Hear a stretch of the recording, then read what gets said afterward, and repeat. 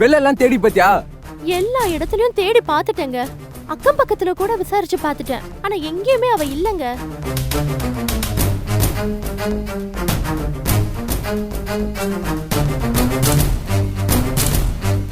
என்னங்க, எனக்கு ரொம்ப பயமா இருக்குங்க. அவளுக்கு என்ன ஆச்சோ ஏதாச்சோ தெரியலையே. சரி சரி, நீ ஒன்றும் டென்ஷன் ஆகாம இரு. நான் நான் பாத்துக்கிறேன். வை. என்னங்க, எதுவா இருந்தாலும் எனக்கு உடனே ஃபோன் பண்ணுங்க. சரி, நீ பயப்படாம இரு. ஆ. என்னாச்சு டாக்டர்?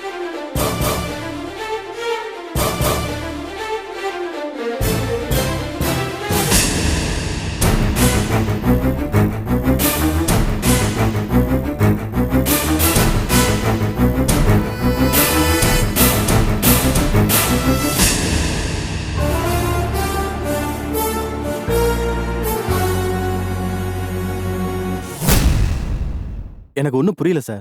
டாக்டர், எதுக்கும் நீங்க போலீஸ் ஸ்டேஷன்ல ஒரு கம்ப்ளைண்ட் கொடுத்துருங்க.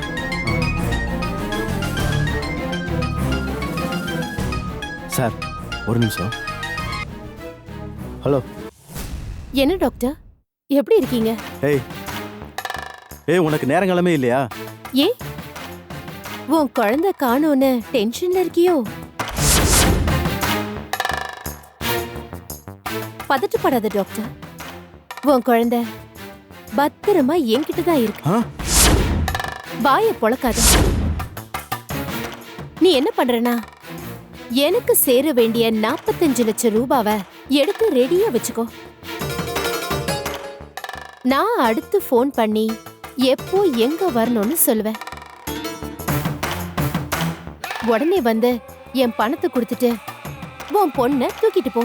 ஏய், திடீர்னு கேட்டா அவ்வளவு பணத்துக்கு நான் எங்க போவேன்?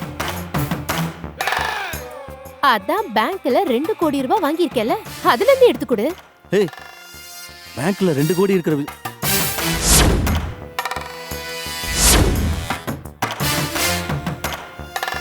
இது பாரு, இப்ப நான் சொன்னதை மீறி புத்திசாலித்தனமா பண்றேன்னு போலீஸ்க்கு போன,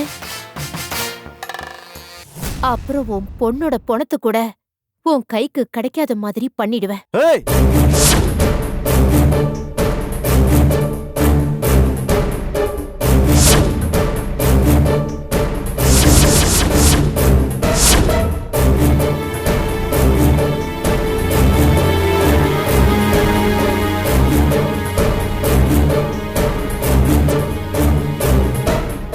பணம் கொடுக்கலன்னா என் குழந்தைய கொன்னிடுவேன்னு மிரட்டுறா சார். ஆமா டாக்டர், உங்களுக்கு 2 கோடி ரூபாய் லோன் வந்திருக்கிறது உங்களுக்கு எப்படி தெரியும்? அதான் சார் எனக்கு ஒன்றும் புரியல. சார், உங்களுக்கு தான் ஃபோன் வந்தது. நீங்க இல்லைன்னு தான் நான் அட்டென்ட் பண்ணேன். Sorry sir. சார், அன்னைக்கு ஒரு நாள் இந்த காஞ்சனா என் ரூம்ல வெயிட் பண்ணிட்டு இருந்தா. அப்ப இந்த சுதா என்கிட்ட பணம் கேட்டு மிரட்டதுக்காக ஃபோன் பண்ணியிருந்தா. நான் வர்றதுக்குள்ள காஞ்சனா என் போனை அட்டன் பண்ணி அவகிட்ட ஏதோ பேசிக்கிட்டு இருந்தா. அவ என்ன பேசினான்னு எனக்கு தெரியல சார். மைனஸும் பிளஸ் ஆயிடுச்சு. புரியலையா? நான் அந்த காஞ்சனா ஏதோ ஒரு திட்டத்தோட தான் இங்க இருந்திருக்கான்னு சொல்லல. இந்த மாதிரி மொத்தமா பணம் வரட்டும்னு தான் வெயிட் பண்ணிட்டு இருந்திருக்கா. அப்பதான் அந்த சுதாவோட தொடர்பு இவளுக்கு கிடைச்சிருக்கு.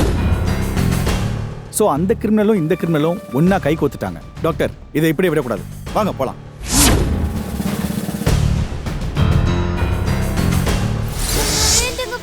ஏய் சுமார், டேய் கை எடுத்து வாடா. குடு. கட்டு கட்டு. ஏய் சத்தம் பாரு. நல்லா கட்டு. ஏய், வாயை மூடிட்டு அமைதியா இருக்கணும். கத்தன தொலைச்சிடுவேன். ஓகே ஃப்ரெண்ட், நாம நினைச்ச மாதிரி எல்லாம் நல்லபடியா முடிஞ்சது. நான் கொஞ்சம் அவசரமா வெளியில போகணும். அதனால என் பங்கை கொடுத்துட்டா நான் கிளம்பிடுவேன். என்ன ஃப்ரெண்ட், இப்பதானே விதை விதைச்சிருக்கோம். அறுவடை முடிஞ்சாதானே பங்கு பிரிக்க முடியும். இல்ல ஃப்ரெண்ட், இது வரைக்கும் தான் நம்ம அக்ரிமெண்ட். இதுக்கப்புறம் காசாக்க வேண்டியது உங்க வேலை. என் பங்கை கொடுங்க, நான் போய்கிட்டே இருக்கேன். எங்க ஃப்ரெண்ட் போக போறீங்க? மும்பைக்கா இல்ல டெல்லிக்கா? டேய், என்னடா அங்கே நின்னுட்டு இருக்கீங்க? கொண்டு வாங்கடா.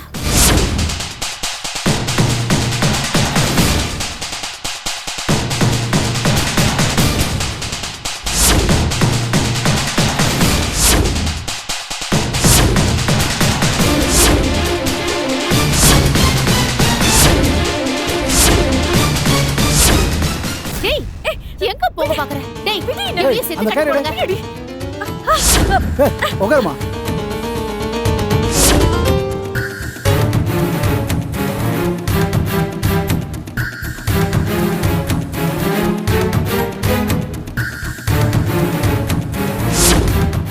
ஹேய், நீ என்ன அவ்வளவு பெரிய கிரிமினலா? எப்படி எப்படி? பெரிய காரு, அதுல நிறைய டீசல், அத ஓட்டுறதுக்கு ஒரு நல்ல டிரைவர் வேணுமா?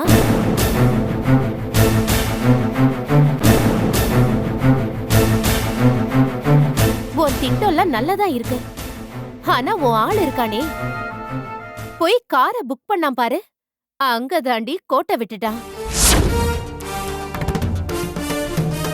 இது ஏன் ராஜ்யம்? எனக்கு தெரியாம ஒரு ஈ எறும்பு கூட வெளியில போக முடியாது, உள்ளேயும் வர முடியாது. நான் கூட வராத நம்ம பணத்துக்கு இவன் நல்ல ஐடியா கொடுத்தாலே பேசாம இவ கேட்ட பங்க கொடுத்துடலாம் தான் இருந்தேன். ஆனா எப்போ நீ என்னை ஏமாத்த திட்டம் போட்டியோ அப்பவே நான் உஷாராயிட்டேன். அத புரிஞ்சுக்கிட்டு நீயும் பாதியில எஸ்கேப் ஆயிடலாம் தான் பார்த்த. ஆனா உன் கவனம் பூராவும் என்ன ஏமாத்தி மொத்த பணத்தையும் அடிக்கிறதுல தான் இருந்தது.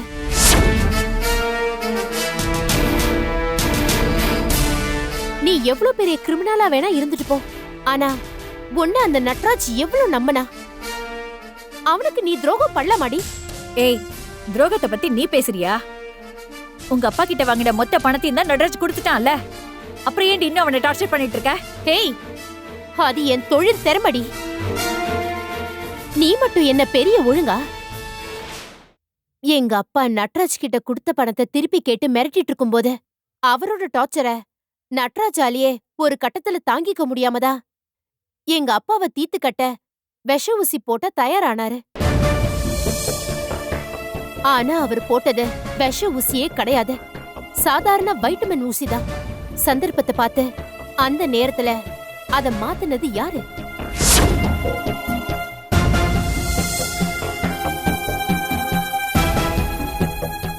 நீதானே? அதுவும் நீ என்ன நல்ல நோக்கத்திலேயே ஊசிய மாத்துன? எங்க அப்பாவை பொழைக்க வச்ச அதே நேரத்துல எங்க தான் கொலை பண்ணிட்டோமோங்கிற குற்ற உணர்ச்சியோட நட்ராஜ் தவிச்சுக்கிட்டு இருக்கும்போது நீ அத வச்சு நட்ராஜ் பிளாக்மெயில் பண்ணது பணம் பறிக்கலான்ற ஆசையில தானே? என்னடி முறைக்கிற?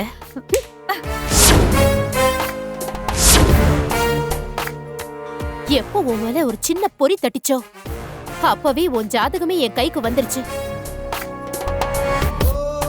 நீ யாரு, என்ன, கோயம்புத்தூர்ல என்ன வேலை பண்ணிக்கிட்டு இருந்த, உன் மேல போலீஸ்ல என்ன கேஸ் இருக்கு அப்படின்னு ஒண்ணு விடாம அக்கு வேற ஆணி வேற தெரிஞ்சிருச்சு.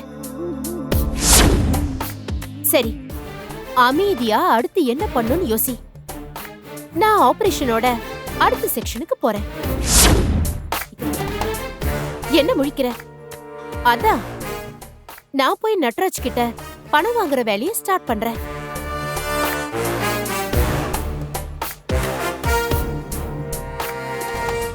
என்ன டாக்டர், என்னாச்சு?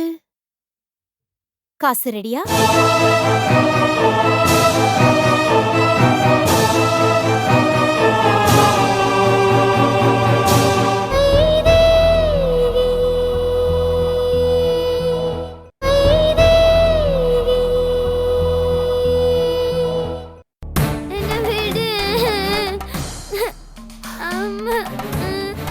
ச்சே, 2 மணி நேரம் ஆச்சு, இன்னும் இவனை காணோம். ஹலோ, சொல்றா, என்னாச்சு? அவன் வந்துட்டானா? இல்ல பாப்பா, நீங்க சொன்ன இடத்துல தான் நின்னுட்டு இருக்கேன். இன்னுமா அவன் வரல? இல்ல. நீ ஒன்னும் தூங்கிடல? இல்ல பாப்பா. சரி கவனமா இரு. தூரத்துல அவன் காரை பார்க்கும் போதே எனக்கு ஃபோன் பண்ணு. சரி பாப்பா. அப்புறம் அவன் கார்லயோ இல்ல அவன் காருக்கு பின்னாடி டிக்கிலயோ இல்ல வேற ஒரு வண்டியிலயோ அவனை தவிர வேற யாரு வந்தாலும் எனக்கு இன்ஃபார்ம் பண்ணு. ஓகே பாப்பா. நான் எதுக்கு சொல்றேன்னு புரியுதா?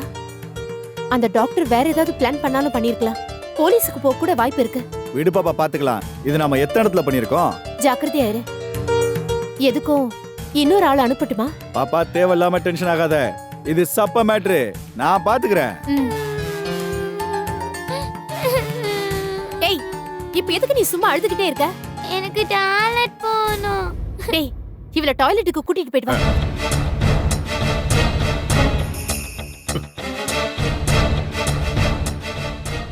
என்ன காஞ்சனா, ரொம்ப அமைதியா இருக்க? உனக்கு ஏதாவது வெளியில போகணுமா? போகணும்னா தைரியமா என்கிட்ட சொல்லு. ஆனா நான் கண்டிப்பா விட மாட்டேன். கோவப்படாத காஞ்சனா. இதுக்கே கோவப்பட்டா எப்படி? இன்னும் நீ எவ்வளவோ பார்க்க வேண்டியது இருக்கு.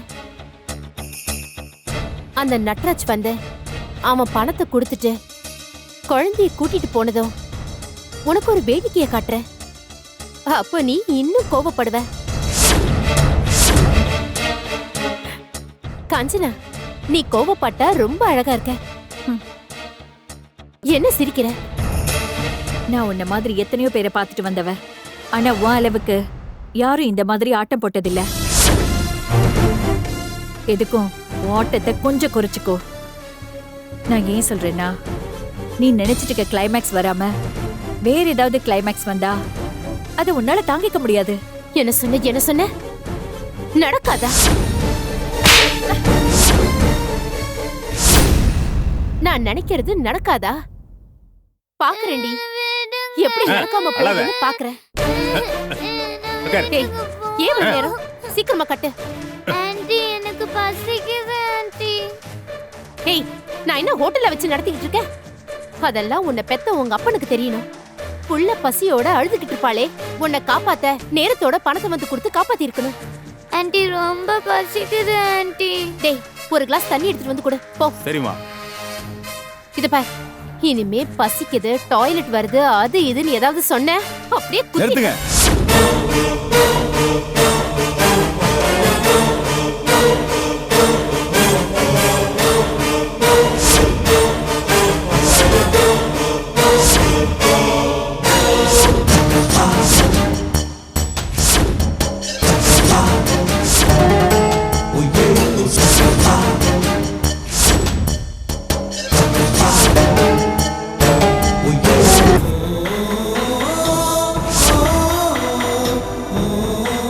Suki, mummy, daddy. என்னங்க? சுகி, என்ன காஞ்சனா, எப்படி இருக்க?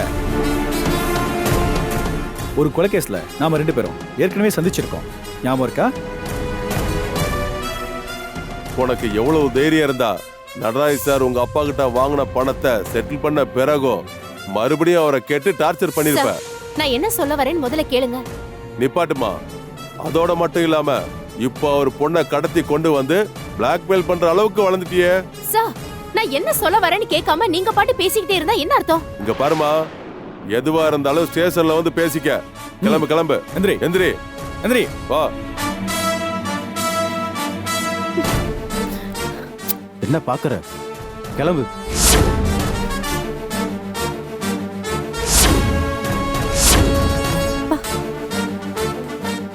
வா உஷா.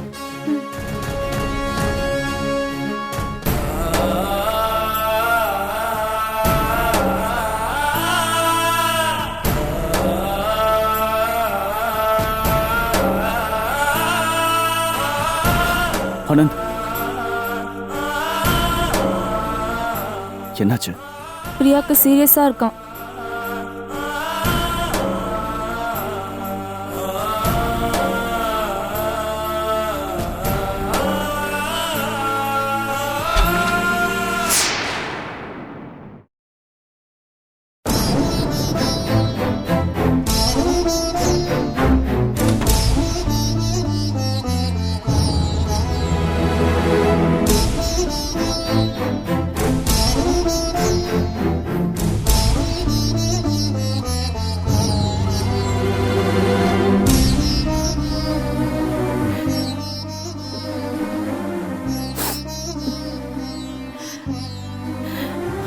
சாரி, பிரியா நம்மளை விட்டு போயிட்டா.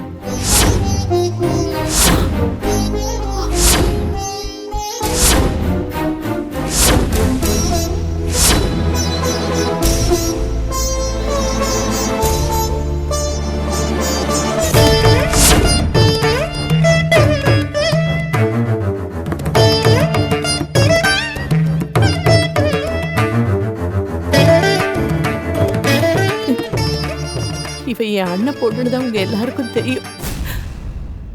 ஆனா நான் இவளை உண்மையிலேயே ஏன் பொண்ணாதான் நினைச்சேன்.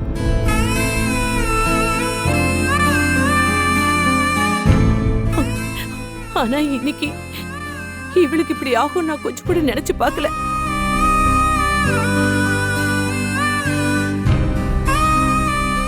காலையில இருந்து வீட்டுலதான் இருந்தேன். பிரியாவும் வைதேகியும் கண்ணாமூச்சி ஆடிட்டு இருந்தாங்க.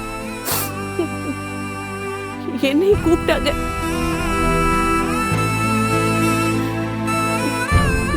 நீங்க விளையாடுங்கன்னு சொல்லிட்டு நான் என் வேலையை பார்த்துக்கிட்டு இருந்தேன். ஐயோ, கால் தவறி படிக்கட்டுல விழுந்து உடனே தூக்கிட்டு வந்து எவ்வளவோ ட்ரை பண்ணி பார்த்தேன்.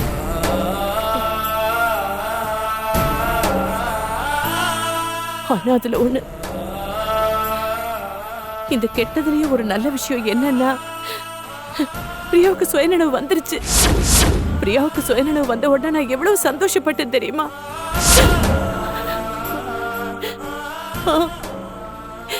ஆனா சுயநினைவு வந்த உடனே அவ என்கிட்ட கேட்ட ஒரே கேள்வி, அத்தை என் குழந்தை எங்க, என் குழந்தை எங்கன்னுதான்.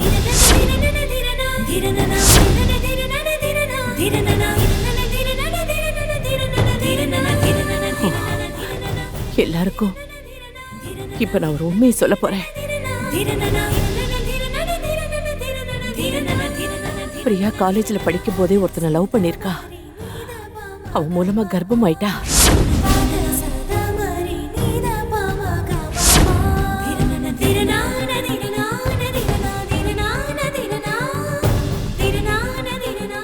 காதலிய கர்ப்பிணி ஆக்குனவனுக்கு அவளை மனைவியாக்க தெரியல.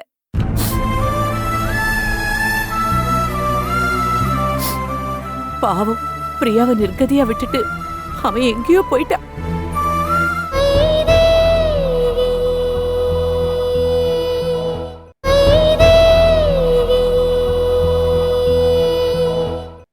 நிறமாச கர்ப்பிணியா அவ ஒரு நாள் ராத்திரி என் வீட்டுக்கு வந்தா.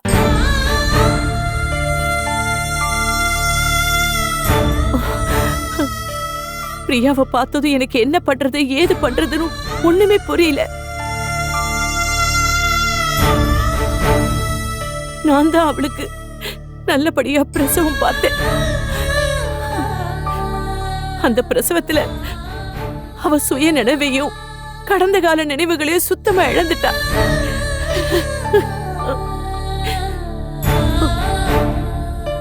இந்த நிலைமையில நான் இவளை கவனிக்கிறதா இவ பெத்த குழந்தைய கவனிக்கிறதா தடுமாறிட்டேன். அப்படி ஒரு சூழ்நிலையில தான் அப்புறம் நான் என் மனசை கல்லாக்கிக்கிட்டு அந்த குழந்தைய இதோ இங்க நிக்கிறாங்களே மதர்,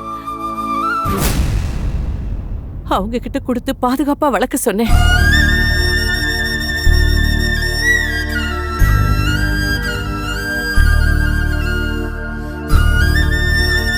நான் குழந்தைய தத்து கொடுத்துட்டாலும் அப்பப்ப ஆசிரமத்துக்கு போய் அவளை எப்படி வளர்க்கறாங்கன்னு கண்குளிர பாத்துக்கிட்டு தான் இருந்தேன்.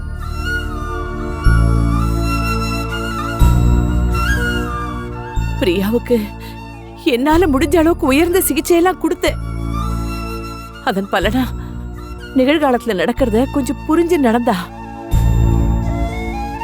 சின்ன வயசுல இருந்தே இதோ இங்க நிக்கிறானே இவன் அவ மேல உயிரா இருந்தா. அவளை நல்லபடியா கல்யாணம் பண்ணிக்கிட்டு USA கூட்டிட்டு போயிட்டான். என்னதான் அவளுக்கு வேற இடத்துல ஒரு கல்யாணம் நடந்தாலும் தனக்கு ஏற்கனவே பிறந்த குழந்தை ஞாபகம் என்னைக்காவது அவளுக்கு திரும்பி நினைவுக்கு வரும்னு நான் காத்துக்கிட்டே இருந்தேன். அது இன்னைக்கு வந்தது. ஆனா அவகிட்ட உன் குழந்தை இன்னும் உயிரோட தான் இருக்கு. அது உன் கூட தான் ஆண்டி ஆண்டின்னு சுத்திக்கிட்டு இருக்கு நான் சொல்றதுக்குள்ள ஐயோ, பிரியாவுக்கு அதிகப்படியான ரத்தம் போய் கோமா ஸ்டேஜுக்கு போயிட்டா.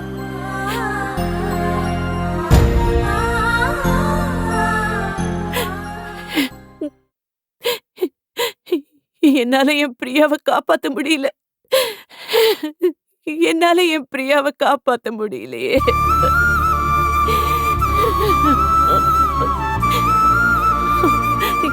இப்ப எல்லாருமே நீங்க இங்க இருக்கீங்க. உங்க எல்லாரையுமே சாட்சியா வச்சுக்கிட்டு அவ குழந்தைய அவளுக்கு அறிமுகப்படுத்தலாம்னு நினைச்சேன். ஆனா அதை பார்க்கத்தான் என் பிரியா இல்லையே.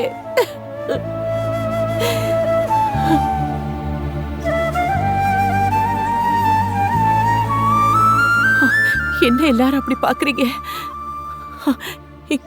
இதோ இங்க நிக்கிறாளே வைதேகி, இந்த குழந்தைதான் அவ பெத்த குழந்தை. அவ 10 மாசம் சுமந்து பெத்த குழந்தை வைதேகி. வைதேகி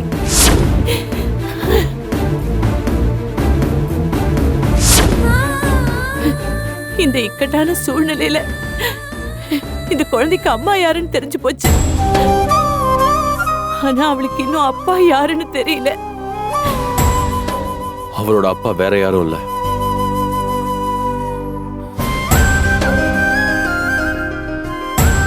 நான் தான்.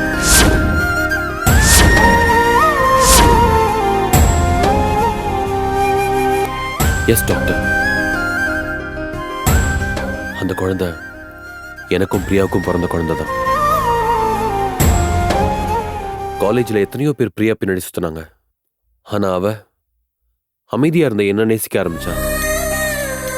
எங்களோட காதல் என் ஃப்ரெண்டு நடராஜ்க்கு மட்டும்தான் தெரியும். அப்படி யாருக்கும் தெரியாம வளர்ந்த காதல்ல நாங்க ஒரு நாள் எல்லை மீறிட்டோம். அந்த சிச்சுவேஷன்ல தான் எனக்கு மேல் படிப்புக்கான ஆர்டர் எல்லாம் வந்துச்சு. நான் வெளிநாட்டுக்கு போக மாட்டேன்னு தான் சொன்னேன். ஆனா பிரியா தான் என்னை பத்தி கவலைப்படாதீங்க, என்ன ஆனாலும் சரி, நான் உங்களுக்காக காத்துட்டு இருப்பேன்னு சொன்னான். நானும் அவன் பேச்சை நம்பி அரகுற மனசோட தான் வெளிநாட்டுக்கே போனேன். திரும்பி வந்து பார்க்கும்போது அவளை பத்தி எந்த தகவலும் இல்லை. அவ இருந்த வீடு, காலேஜில் கொடுத்த அவ ஊர் அட்ரஸ், எல்லா இடத்துலையும் தேடி தேடி பார்த்துட்டேன். அலைஞ்சதுதான் மிச்சம். அதுக்கப்புறம் வேற வழி இல்லாம நான் படிச்ச படிப்பு ஏழை மக்களுக்கு பயன்படணுங்கிறதுனால நான் என் மனசை கல்லாக்கிக்கிட்டு என் தொழில கான்சென்ட்ரேட் பண்ண ஆரம்பிச்சேன். சூழ்நிலையால அர்ச்சனாவை கல்யாணம் பண்ணிக்க நேர்ந்தது. அதுக்கப்புறமா சத்தியமா என் மனசால கூட அர்ச்சனாவுக்கு நான் துரோகமே நினைச்சது கிடையாது. இப்ப எல்லாரும் முன்னாடியும் என் மனைவி கிட்ட நான் மன்னிப்பு கேட்டுக்கிறேன். அர்ச்சனா என்ன மன்னிச்சிரு. இதெல்லாம் தெரிஞ்சா எங்க உன்னால தாங்கிக்க முடியாம போயிடுமோன்னு தான் உன்கிட்ட சொல்லாம இருந்துட்டேன். இப்ப சொல்றேன், இந்த வைதேகி என் மகதான், எனக்கும் பிரியாவுக்கும் பிறந்தவதான். இதை எந்த கோர்ட்ல வேணாலும் வந்து சொல்லுவேன். குழந்தையோட தாய் தகப்பன் உயிரோட இருந்தோம் இந்த குழந்தை இத்தனை நாள் அனாதையா ஆசிரமத்துல வளர்ந்துட்டு வந்திருக்கு. நீதான் இனிமே இந்த குழந்தைக்கு அம்மாவா இருந்து பாத்துக்கணும். ப்ளீஸ்.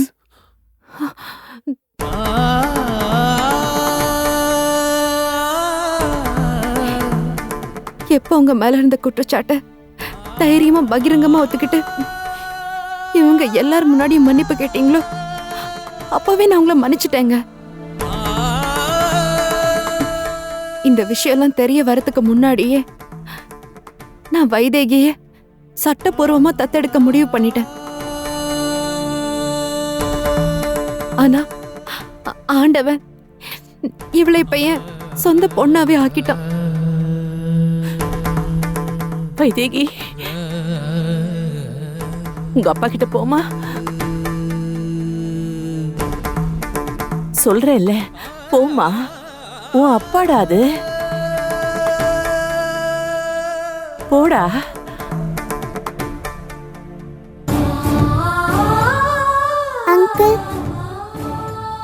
நான் அங்கிள் இல்ல டாடி. ஆன்ட்டி ஆன்ட்டி இல்ல அம்மா.